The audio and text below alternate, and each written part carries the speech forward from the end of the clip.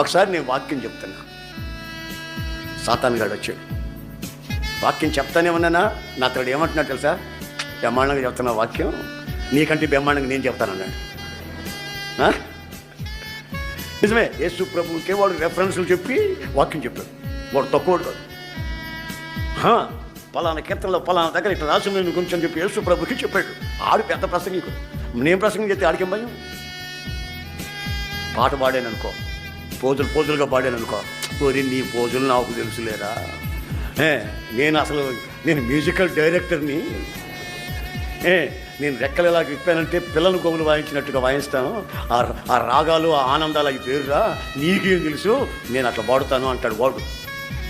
అందుకని నేనేం చేశానంటే, సరేరా నీకు పాటలు తెలుసు, ప్రసంగాలు తెలుసు, సరే నాతో మోకరించురా,